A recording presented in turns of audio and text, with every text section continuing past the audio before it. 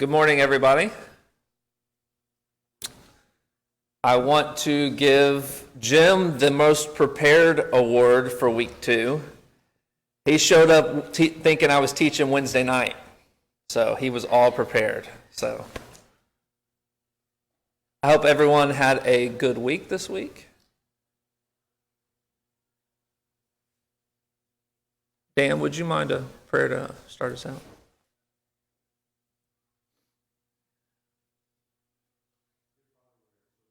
Be gathered here in your name this morning. We ask you to prepare for this class and study your word, that help give us the discernment necessary to understand what is being taught and to apply it to our lives. We're thankful for our health and our homes and many blessings that will allow us to be here this morning. We ask you to be with Jason this morning as he brings us a portion of your word and be with all of us. And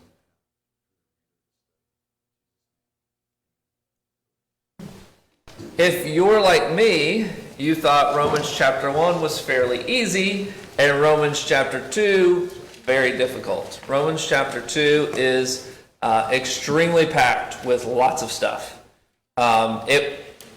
Since there's 16 chapters we're going over, we have 13 weeks, trying to find places to combine. I did combine chapters 3 and 4, so next week we'll be over 2 chapters. Those lesson sheets are in the back if you want to grab one, and then I'll email them out later as well. But Romans chapter 2 is a chapter that you can't combine. It's just, there's too much good stuff to talk about. And there's a couple chapters later in the book, specifically chapter 7, chapter 10, chapter 12, that are extremely good. So not really looking to combine any of those, but we'll see how it plays out. So Romans chapter 2, what I noticed. So who wants to go first?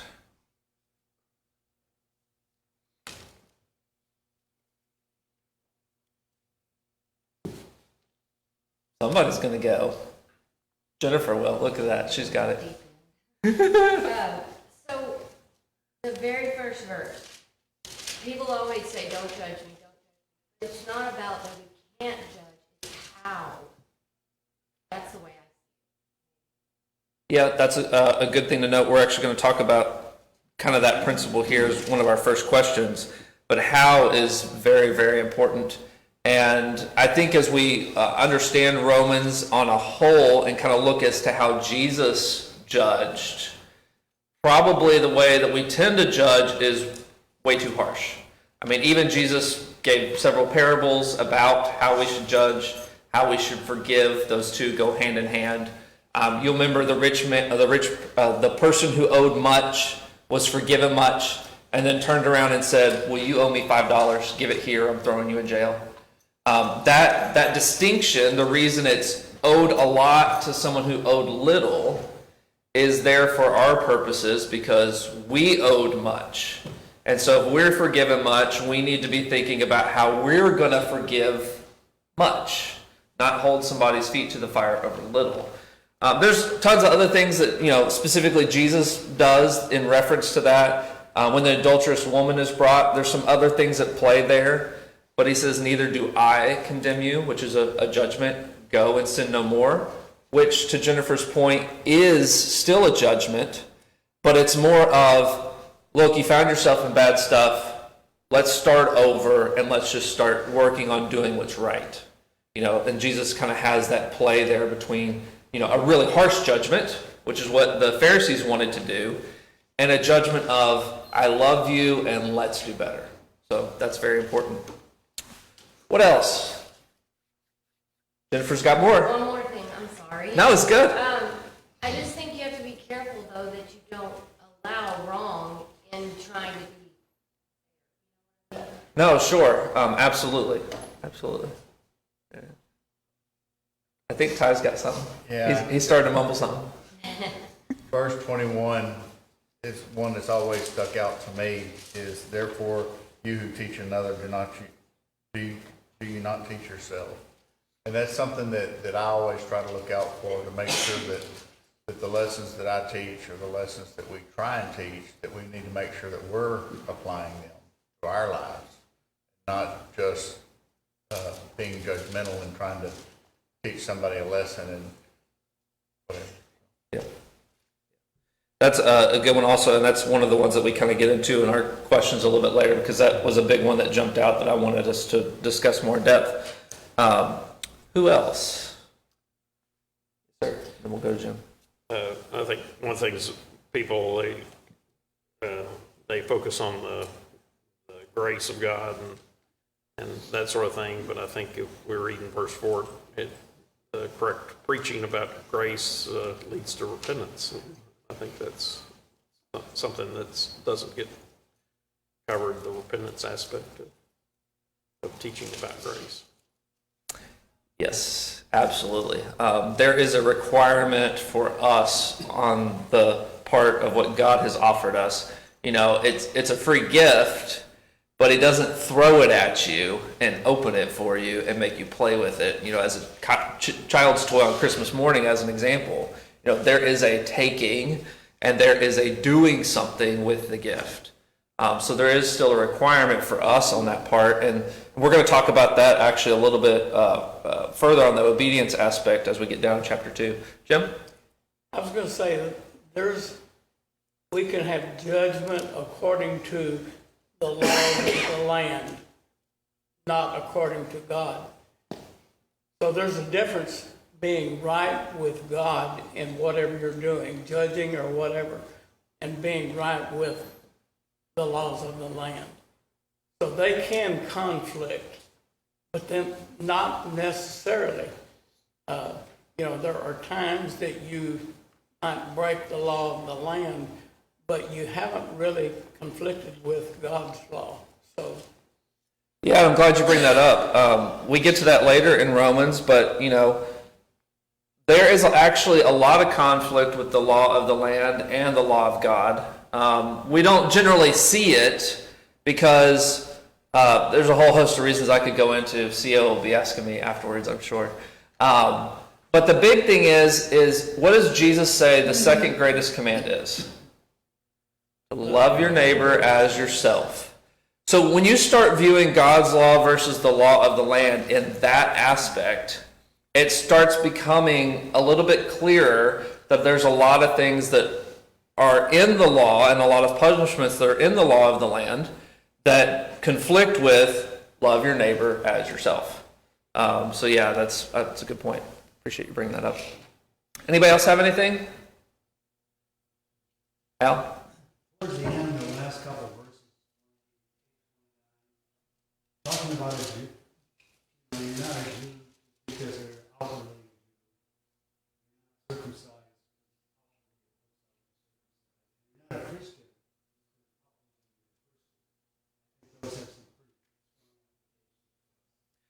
That's a real good one. I'm glad you bring that up. One of my favorite scriptures about that I had a different view on years and years and years ago, that as I've grown older and faith has changed, you know, as we all do, is Matthew 7:21. Not everyone who says unto me, Lord, Lord, shall enter the kingdom of heaven, but he who does the will of my Father which is in heaven. And if you notice the response there, what do they say? Lord, have we not cast out demons in your name? Who cast out demons? What does Jesus say? I'm sending the helper to you if you ask in my name. These aren't people that are out living completely wicked lives in Matthew 7. These are people that have powers to throw out demons, which we even see sometimes the apostles failed to do. So these are some people that have been given a gift and have something very strong going on here. But what does Jesus say? You workers of lawlessness, I never knew you. So even sometimes, to Al's example, you can have external things that look like you're a Christian. If I saw somebody throw out a demon, I would think, oh, that's got to be a Christian. But even Jesus says in Matthew 7:21, you are not a follower of mine. So even some of the outward signs, you know, circumcision and everything else that Paul talks about, that's not a surefire answer or reason as to why you are a Christian or a Jew or aren't. Thanks, Al. Thanks for bringing that up. Anything else? Go along with that, verse 11 is, you know, the Jews thought that just because they were Jews, they were going to be God's people. But yet, verse 11 tells us there's no partiality. So and there is no partiality today. There's people that think that they're chosen or whatever, and they're not. It's he who does the will of God. Yeah, and Paul will address that again kind of in Romans 11, and Romans 2 is kind of to the Jews mostly, but he gives a version of this in chapter 11, I was working on it this morning, that's to the Gentiles. And we're going to talk about that when we get there, but to that point, it talks about the Gentiles becoming puffed up, thinking that they were grafted in. And Paul says, if he cut them out, he'll cut you out too. You know, what are you thinking here? And so the Gentiles are also kind of becoming, well, we're special because they were kicked out so that we can be chosen. We're special. And Paul's reminding both of them, no respect to person, you're not anything special. They're not overly anything special either. So, yeah, thanks for bringing that up. Okay, let's move to our challenge and thought questions. This is an artistic representation, I don't remember what year it was done, of Jonah. So we're going to talk about that here with the first question. So I wanted to have just a picture for you to be able to look at. Is it acceptable to desire punishment for others?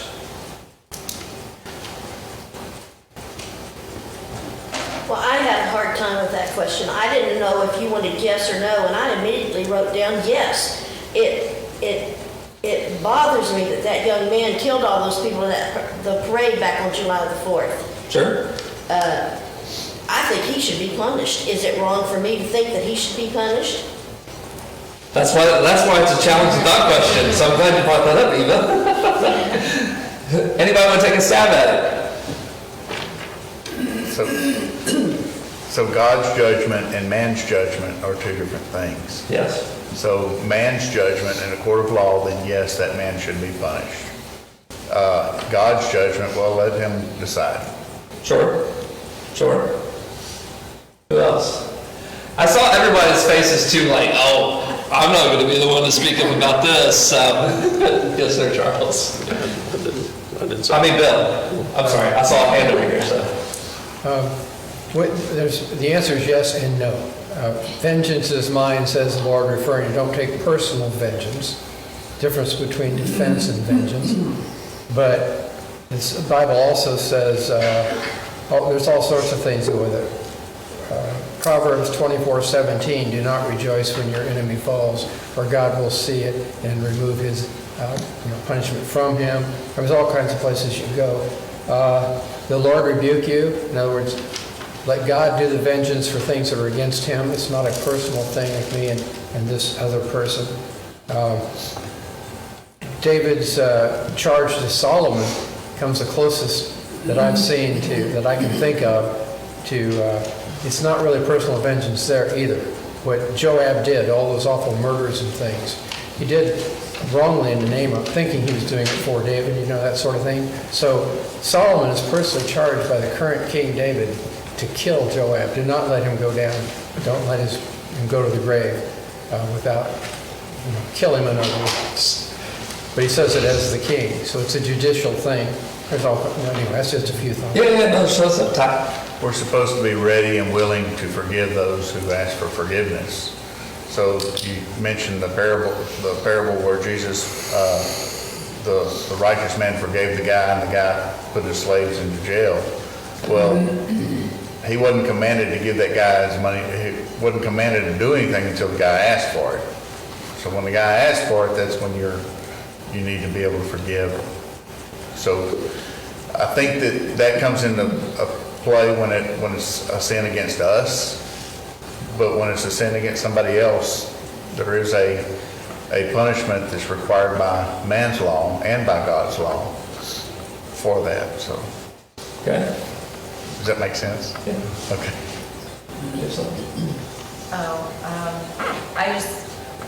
I can't help but think of, I can't remember how many years ago or which instance it was. I want to say it was a young man's brother that was shot and killed, but anyways, when he was in court and the person was there, he actually asked permission from the judge to go and hug this person who had murdered, his family member. And tell them that he forgave them and he prayed for them, that, you know, God would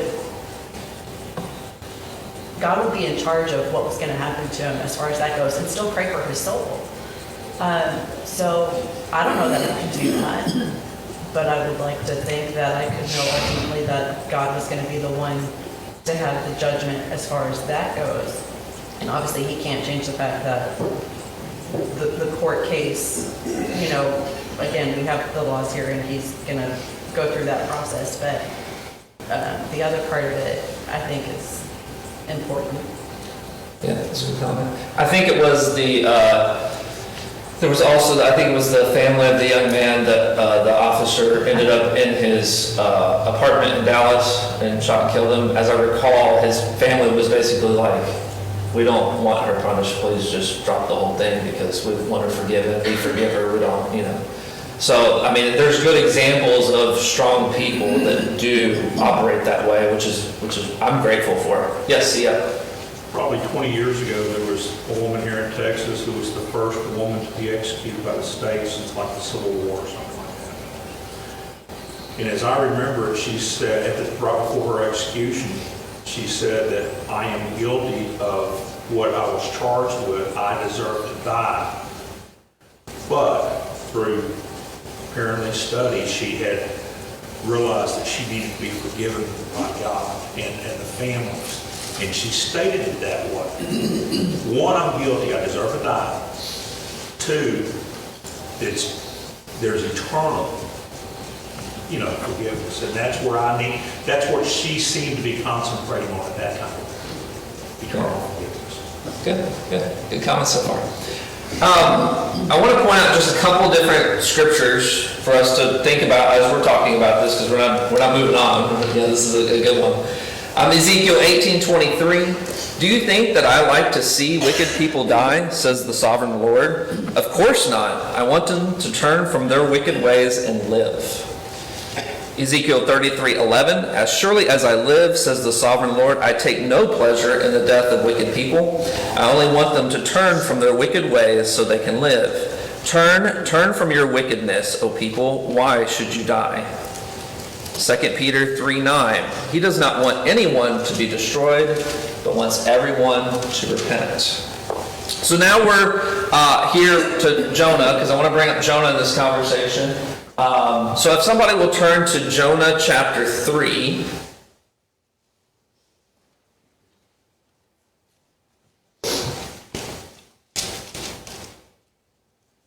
And if you could read verse 10 through 4:3. 3:10 through 4:3. When God saw their deeds, that they were turned from their wicked way, then God relented concerning the calamity which he had declared he would bring upon them, and he did not do it. But it greatly displeased Jonah, and he became angry. He prayed to the Lord and said, Please, Lord, is it not what I said while I was still in my own country? Therefore, in order to forestall this I fled to Tarshish. For I knew that you were a gracious and compassionate God, slow to anger, abundant in loving kindness, and one who relents concerning calamity. Therefore now, O my Lord, please take my life from me, for death is better for me than life. In verse 4, just after that, God asks Jonah, do you have a right to be angry about this? You know, it's a rhetorical question, because he doesn't. You know, Jonah's just a messenger and a servant. So I'll tell you my personal opinion on it, because I'm going to. That's why I'm up here, right?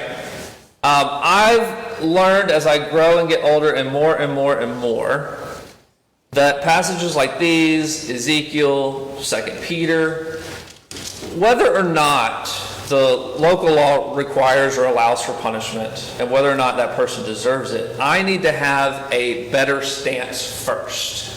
And my better stance first is, what do you think? Lord, please let them turn from their wicked ways, obey you, and live. That's what these passages are telling us. That's what Paul is getting on to the Romans here. You know, he says, you know, you may think you can condemn such people, but you are just as bad and have no excuse. In verse 2, and we know that God in his justice will punish people. Since you judge others for doing these things, why do you think you can avoid God's judgment when you do the same things? There's a little bit of a preempt here. Later on in Romans, Paul will say, if you break one piece of the law, you're guilty of breaking any of it, or all of it, okay? So sometimes this is easy to read, well, I didn't murder, so I can fully get on board with, killing murderers, okay? But really, we need to view it from kind of how Paul discusses later. I am guilty of breaking everything. They are guilty of breaking everything. I want mercy for myself. I want mercy for them. Who has some comments? That's my personal opinion. That's where I'm at. Go ahead. I mean, justice. God requires, I don't know, like, I keep going back to this example. I want his soul to be saved. I want him to turn from his wicked ways. But according to the laws of the land, he should be punished. It's not that I wish bad for him, but his actions require the justice of punishment. Yeah, and that's why I'm working on it, because I could go even deeper, and I'm going to save that for this class. But that's why I'm working on it from what is our first reaction. Go look at social media comments on news articles. May he burn in hell. Kill him now. Shoot him now. Go look at social media comments or some of the political speak from candidates for stuff in the Middle East. Turn the whole bed of sand into glass. Nuke it all. Bomb it all. Satan wants us to get caught up in that, because what does Jesus say about Satan? He is the father of destruction and lies. So when you start seeing that as the first reaction, that is not of Jesus. Okay. So what we're focusing on here is, what should our first reaction be? Martin? I was going to say something a little bit the opposite about that. That culture, when it makes stories about vigilantes, they even draw a line. Like, Batman doesn't kill, he delivers them to the judges and authorities to deal with. And that's like a common thread through all of secular, pop culture views on justice. And so I think even the world recognizes that it's not healthy for an individual to fester hate towards somebody and deal with it one-on-one.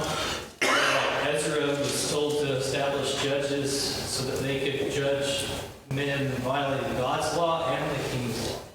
And then, therefore, either take their property, kill them, imprison them, whatever they deem appropriate to protect society. I know when W.R. Jones preached at Decker Prairie, he studied with a man at Huntsville who was an accessory to a murder. He was in the car or something.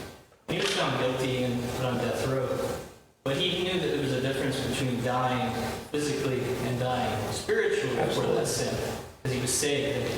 It wouldn't be right for even the family to want them, unless they were unrepentant, they could say, well, I want God's justice to be carried out eternally.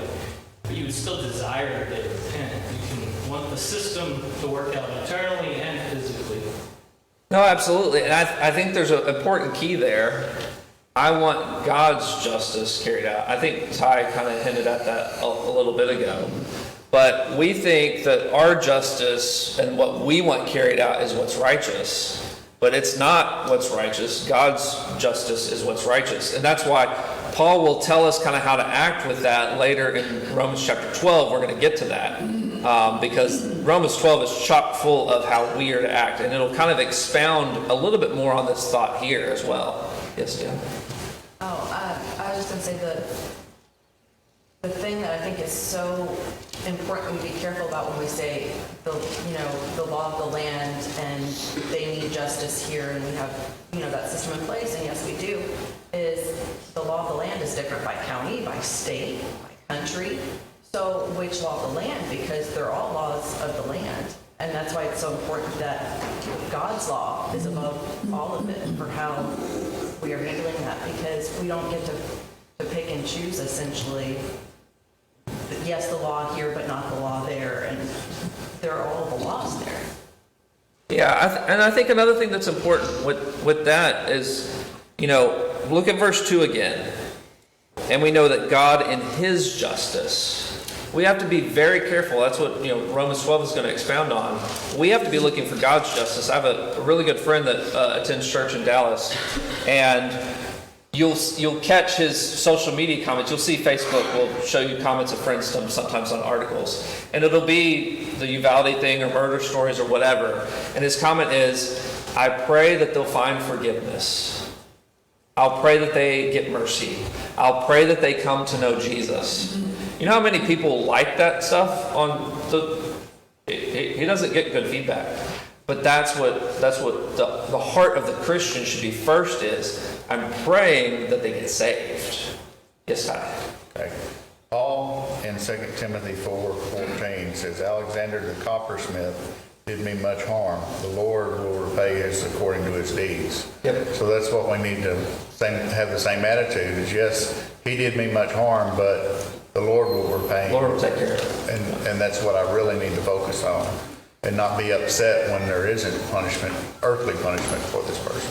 Yeah, and that's I like that you bring that up explicitly, is because when we get stuck on our views of justice, we get very upset, and society gets very upset when that justice is not served. Whereas if we're focusing on God's justice, we know it happens in his time and in his ways, and that it will be perfect, versus our justice that does not want to be perfect. Yes, Trent? Yeah, I'm not sure if there's a huge disconnect between God's justice and what we're talking about, the law of the land. Because in many cases, I think God's justice would actually be harsher than the law of the land if we're going off of what he laid out in the Ten Commandments.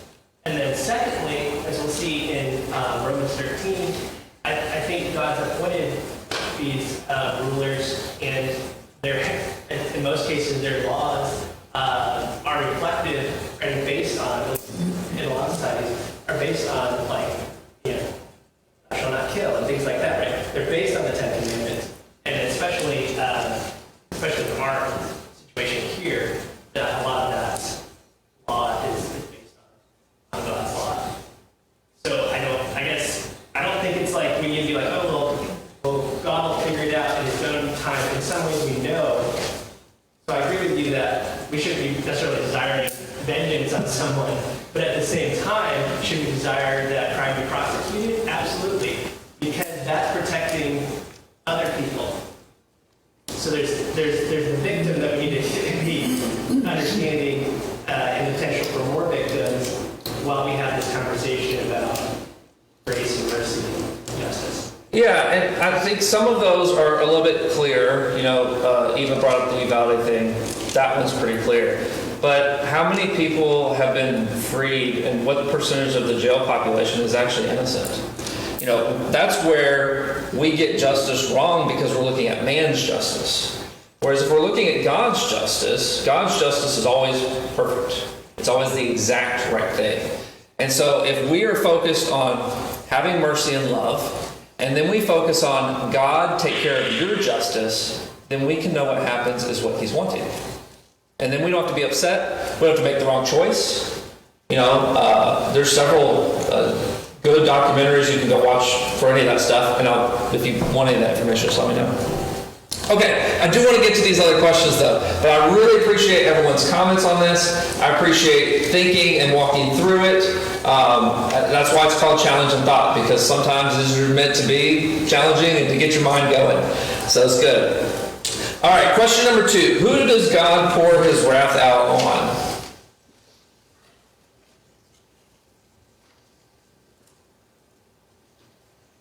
Anyone? Verse 9 is who does evil. Okay, I come up with 3. Verse 8, he says, but he will pour his anger and wrath out on those who live for themselves, who refuse to obey the truth, and live lives of wickedness. So there's kind of a 3-pronged approach here as to what you should be doing if you want to avoid God's wrath. Do the opposite of all of those 3. So don't live for yourself, which means live for others. don't refuse to obey the truth. Work hard to obey the truth. And lastly, don't live a life of wickedness. So there's kind of a three-pronged approach there. Okay. Question 3. Do your deeds matter to God? This is a trick question on purpose. So, does it somebody? Anyone?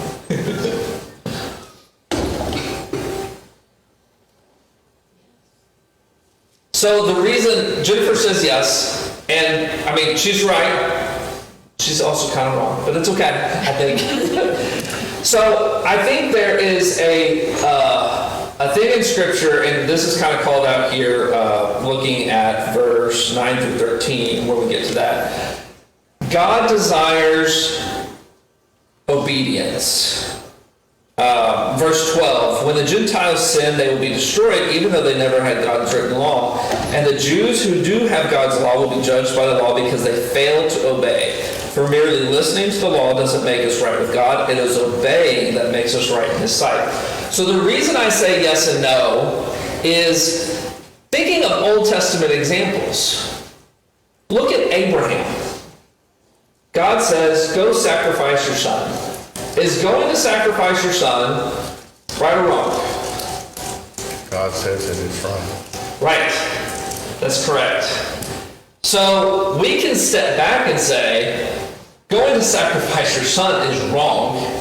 That's not the thing to do. That's what they did to idols, the Asherah and the Baals. They sacrificed their kids. Scripture refers to it as making them pass through the fire. So, no, that's not the right thing to do. So, what is the right thing to do? Ty's got it correct. Obey God. So, the reason that's important is we sometimes will get caught up in our own minds on what is right and wrong, and then we split that, and it causes us to not obey God. If Abraham had said, look, God, sacrifice my son, that's wrong. You know I can't do that. What would have happened? It wouldn't have been good for Abraham, you know. So Abraham, what does Hebrews 11 say?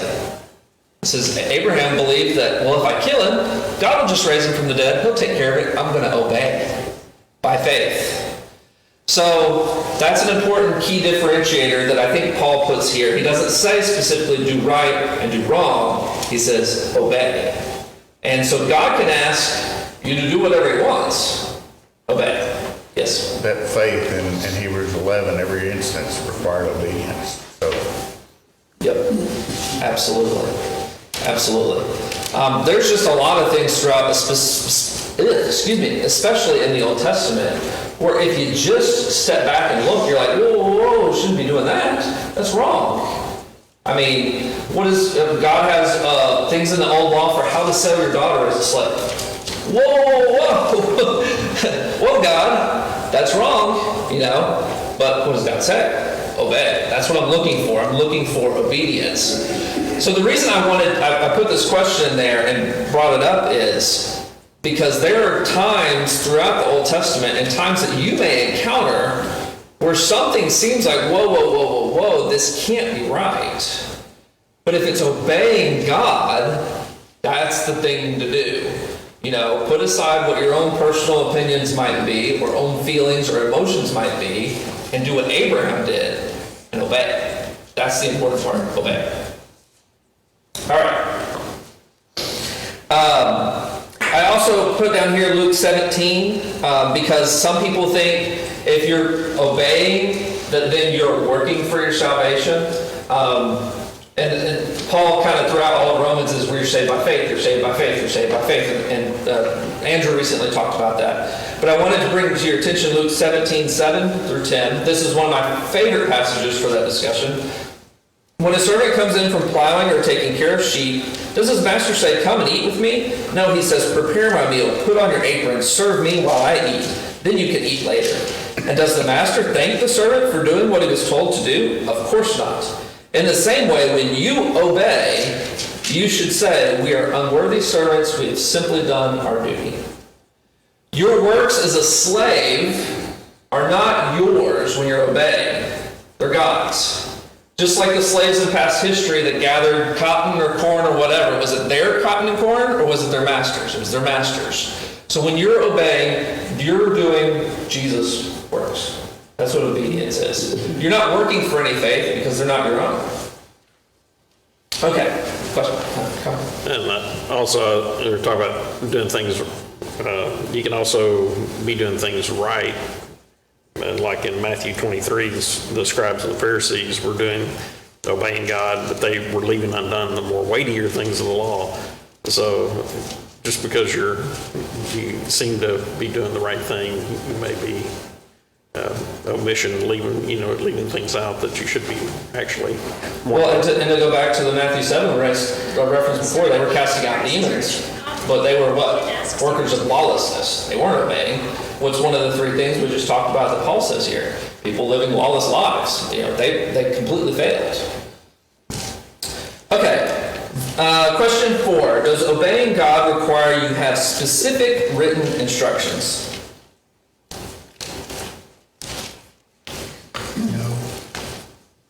No. Okay. Bill says no. I says no. The Bible is not a list of do's and don'ts. Therefore, it can't encapsulate every situation. Yeah. It covers most, and it gives you an understanding of those things to help you understand what I should and shouldn't do. Yes. And that's one thing that I really love about the way Paul writes here when in verses 14 and 15. He says that they obey instinctively. God doesn't have to say, don't murder. The local law doesn't have to say, don't murder, for you to what? Determine it's wrong to murder. And the reason for that is, we talk about, the stars and physics and gravity and everything, and God put all that in order. But God also put order into us for how we should live. I mean, that's why his law, the law that Jesus talks about, the two greatest commands, love the Lord your God with all your heart and soul and mind, love your neighbor as yourself. There's no huge list of the rest of the book to tell you how to love your neighbor as yourself, is there? How do you know how to love your neighbor as yourself? Yes? If I love my neighbor, I'm not going to steal from him. There you go. If I love God, I'm not going to do other, you know what I'm saying? It's just, if you follow those two commandments, just like that one example of, if I love my neighbor, I'm not going to steal from him, then you're going to be covered if you understand that. I love the way the ESV put verse 14 here. It says, by nature, do what the law requires. That's how the Gentiles were operating, by nature. And I think that's just really cool because, when you think about what people do, take abortion, for example, why do we know that that's the wrong thing to do? Because your gut just instinctively tells you this is awful. This is not something that should be done. Think about slavery. Why do you know that it's something you shouldn't participate in? Because it just tells you instinctively that's not how you should treat people. I found some other verses that I wanted to read on that real quick that kind of extrapolate on that. Jeremiah 31:33, God talking about the Gentiles. I will put my law within them. Galatians 5:14, for the whole law was fulfilled in one word: you shall love your neighbor as yourself.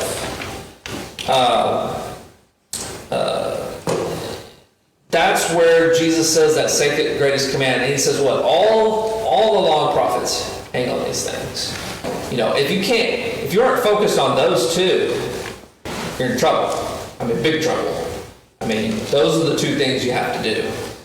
All right. Question 5.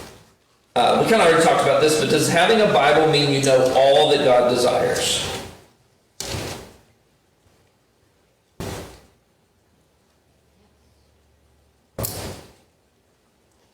Look at verse 20. You think you can instruct the ignorant and teach children the ways of God, for you are certain that God's law gives you complete knowledge and truth. Did the Pharisees know everything that God required, even though they had specific written instructions? Did God tell them every single which way how to love your neighbor as yourself? No. Does God tell us every way? No. Did God's law in the Old Testament, which told them to love the Lord their God with all their heart, soul, and mind, tell them every single way to do that? No. I mean, there are things that we have where we have, as we're talking about, God puts things within us. We have ways to live that we can know are right, even though they're not written in the Bible. I mean, we can know how to treat people, even though the New Testament doesn't say, make sure and do this to every person, and make sure and do this to every person, and make sure and do this to every person. Like, we don't have a list of that, but we're still charged with that, even without having it on paper. Okay, question 6. Can we cause others to deny God?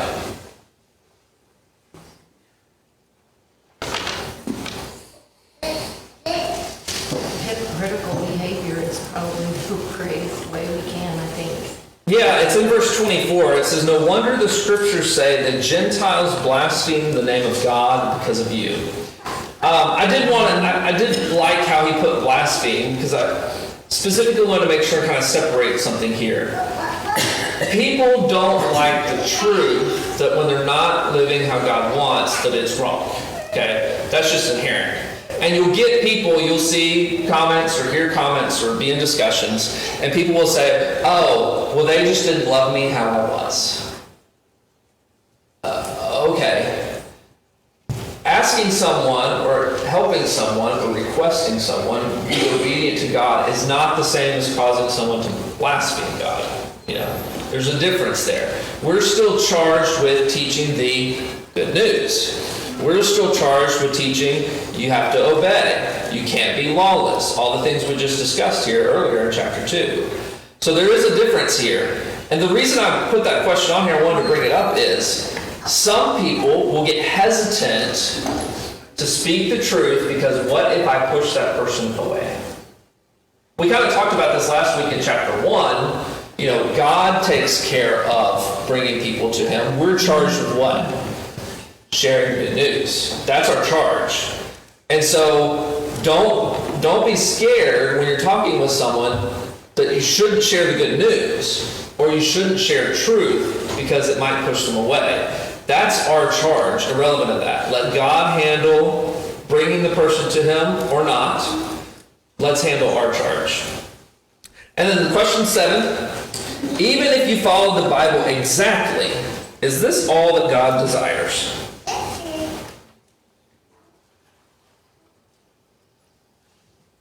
Yes, because of the love that's required of Christians. I love that question. This is how I know questions are good. Happy you shook your head like this, and happy you shook your head like this. So, just knowing the law, if you look at the rich young ruler, you would say he followed the old law to a T, but Jesus said you're still lacking. And where he was lacking was that love and compassion of giving to others and selling everything he had. And that's a good example of what we've been talking about kind of several times thus far. The rich young ruler says he did what? Obeyed the whole law. And Jesus says, you're kind of still missing something. What I noticed was in verse 29, it says, a true Jew is one whose heart is right with God, and that a true Jew is someone who has their heart changed by the Spirit, and a person that their heart has been changed such that they seek praise from God and not from men. What verse 29 says. So the Pharisees and all the breaking were also still working really hard to obey the law, but Jesus rebukes them time and time again because, as Charles pointed out, they're not paying attention to the weighty matters of the law. As Ty points out with the rich young ruler, he completely forgot how to be giving. You know, what we read earlier, someone who thinks only of or acts only for themselves. We're supposed to be acting for others. Was the rich young ruler interested in acting for others? No, he was not interested in acting for others. But I find it interesting here that it talks about your heart changing multiple times. That is what happens when you become a Christian, is your heart is changed by the Spirit, and then you change to seek praise from God. So that's what I want to leave you with this morning. Thank you for participating in Romans chapter 2. And we'll do chapter 3 and 4 next week, and the sheets are in the back.